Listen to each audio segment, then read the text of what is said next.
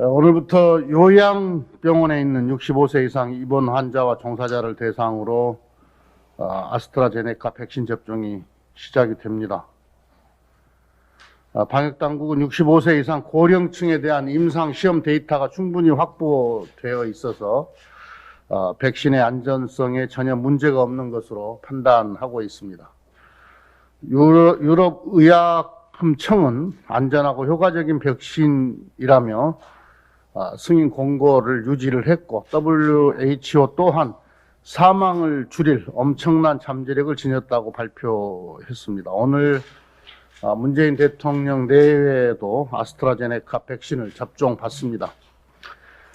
아스트라제네카 백신의 효능과 안정성이 과학적으로 입증되고 있는 만큼 우리 국민들께서도 불안해하지 말고 백신 접종에 적극 참여해 주기를 바랍니다. 더불어민주당과 정부는 11월 집단 면역 형성을 향해 백신 접종이 차질 없이 계획대로 시행하겠습니다. 안전하고 신속한 백신 접종과 사후 관리도 빈틈이 없도록 철저히 관리하겠습니다.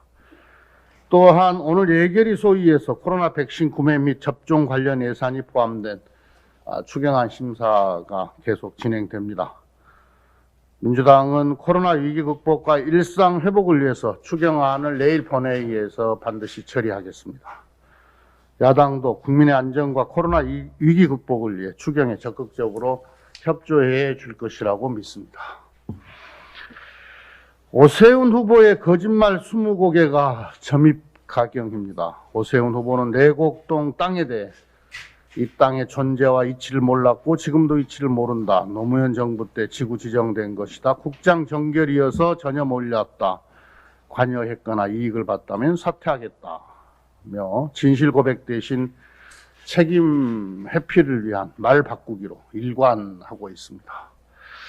팩트는 내곡동 땅은 오세훈 후보가 시장으로 재임 중이던 2009년 10월 보금자리 주택 지구로 지정됐고, 오세훈 처 일가는 36억 5천만 원의 보상금을 받은 것입니다. 이게 팩트입니다. 오세훈 후보는 2000년 국회의원 시절부터 내곡동 땅을 재산 신고했고, 시장 재직 당시인 2007년에는 내곡지구를 시찰도 한 것으로 밝혀졌습니다. 이것도 팩트입니다. 오세훈 후보의 거짓말을 입증할 증거 자료는 차고도 넘칩니다. 모든 서류와 문서는 오세훈 후보가 했던 일을 또렷이 기록하고 있습니다. 오세훈 후보는 자신의 말 바꾸기, 거짓말에 대해서 책임을 져야 합니다. 거짓말을 했던 분이 공직을 탐해서는 안 됩니다. 우리 사회는 이미 거짓말로 국민을 속이고 대통령이 됐던 MB의 몰락을 잘 알고 있습니다. 오세훈 후보는 어설픈 말 바꾸기로 국민을 속일 수 있다고 착각하고 있습니다. MB 아바타다운 거짓말 정치입니다. 공직자의 거짓말은 공정과 정의를 훼손하고 사회의 비리의 그늘을 만드는 반칙 행위입니다. MB의 거짓말 국정농단은 한 번이면 족합니다. 오세훈 후보의 가벼운 입은 천만 서울시장이라는 막중한 공직에 어울리지 않습니다. 오세훈 후보는 시민의 삶은 외면한 채 전시 행정에만 몰두하다 실패한 전직 시장입니다.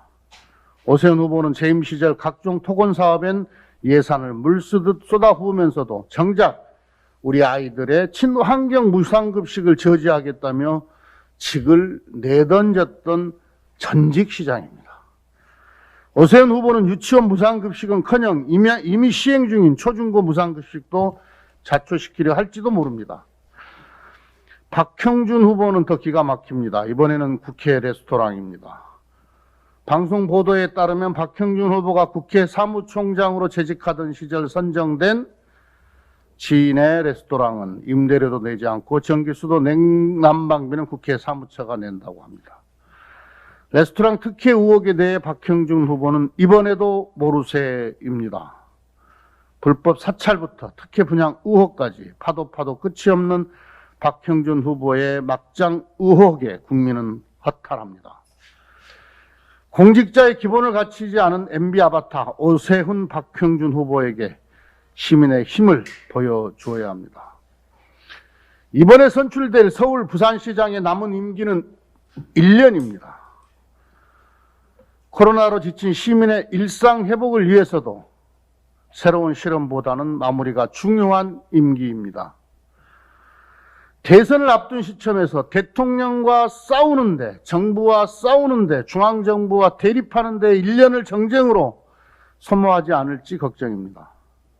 지금 우리 국민은 코로나 위기 속에 힘겨운 시간을 보내고 있습니다. 코로나 위기를 극복하고 시민의 삶을 지키기 위해서는 중앙정부와 지방정부가 한마음으로 협력해도 모자랍니다. 코로나 위기 극복과 민생 회복을 위해서 지금 필요한 것은 한풀이 야당 시장이 아니라 안정적인 시정을 이끌 민주당 시장이 필요한 겁니다. 4.7 재보궐선거에 나선 민주당 후보들은 성공한 장관 출신으로 능력 있고 도덕적으로 검증된 후보들입니다. 박영선 후보는 성공한 장관입니다. 중소벤처기업부 장관 재임 시기에는 코로나 위기 속에서도 벤처 스타트업 일자리를 27,000개 이상 늘리는 성과를 냈습니다. 중기부 직원 71%에게 계속 같이 일하고 싶다는 평가를 받은 바도 있습니다. 박영선 후보는 개혁과 혁신의 적임자입니다. 재벌과 싸워왔고 2013년에는 법사위원장으로 경제민주화 법안 처리에 주도적 역할을 하기도 했습니다. 민주당 재벌개혁특위위원장, 국회 사법개혁특위위원장을 역임하기도 했습니다. 박영선 후보는 누구보다 서울시의 부패와 비리를 확실하게 막을 후보라고 확신합니다. 김영춘 후보 역시 성공한 장관입니다. 김영춘 장관 시절 해수부는 정부 업무평가에서 부처 역사 최초로 우수 등급을 받는 등 부처의 위상이 크게 높아졌습니다. 김영춘 후보는 한국해양진흥공사를 출범시키는 등 부산에서 해양 강국의 꿈을 펼쳤습니다. 장관평가 1위를 하며 행정 능력도 입증했습니다.